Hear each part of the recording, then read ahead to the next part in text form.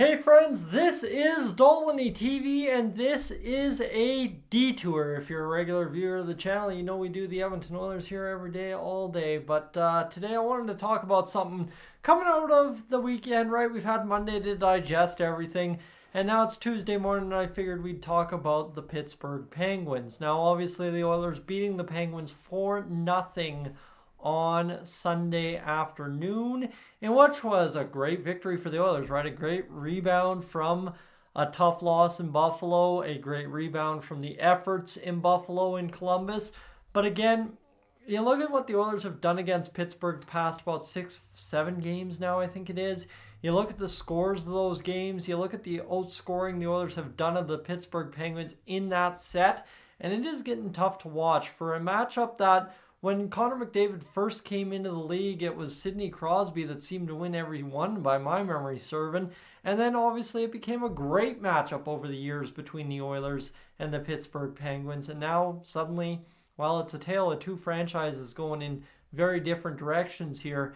And it's kind of tough to watch. And as a young hockey fan, relatively speaking, for Oilers experience, I guess, I wouldn't know too well how it was like watching Wayne Gretzky towards the end of his career, but this is kind of starting to feel like, based on what I've seen of Gretzky's final few years, starting to look like that for Sidney Crosby, except for a totally different situation in and of itself, in which Sidney Crosby has not changed as he has aged, right? He is still the smart, powerful player that Sidney Crosby has and always will be. However, his team around him is starting to falter quite heavily, and it's getting tougher and tougher to watch the Penguins, especially as this season carries on, because of just simply how they've performed, simply how old some of the key pieces, that not just Crosby, but Malkin, Letang, Carlson, right? All great players in their prime are getting, and obviously they don't have a huge support cast. I'm not going to sit here and pretend to know the ins and outs of Pittsburgh, but these guys, four guys that were absolute key figures in the NHL from anywhere from 05, 06 all the way to even, let's say, 2 years ago when the Penguins were a 100-point team, right? Penguins missed the playoffs last year, well on their way to missing the playoffs again this year.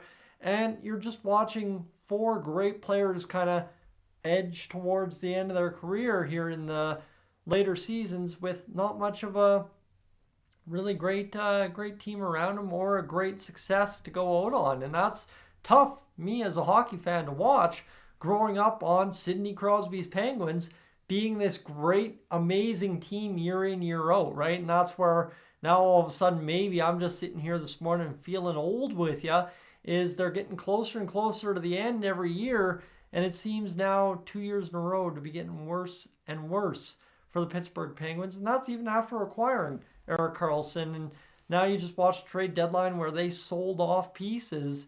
And that's something the Pittsburgh Penguins, my friends over since 05-06, have not done very many times. So just thought I'd gauge, basically based on the video there from Gillis TV here yesterday, just gauge on my side of the Oilers fan base how tough this is to watch, right? For Leon and Connor, these are the guys they grew up watching, grew up wanting to be in the NHL, and now they are single-handedly handing the Pittsburgh Penguins the final notices on their careers, it would seem, just based on the past two games the Oilers have played the Penguins.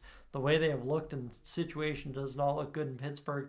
And I hope it turns around, right? I don't want to see Crosby have to leave Pittsburgh to win again. I don't want to see Crosby have to go out on a high note somewhere else. That guy is and will be the Pittsburgh Penguins as much as I think a guy like Mario Lemieux ever was the Pittsburgh Penguins, based on what both those players did for the franchise over the course of their career. Friends, I'm Tyson, this is Dolynny TV. Thanks for humoring me this morning. I'm up on out of here.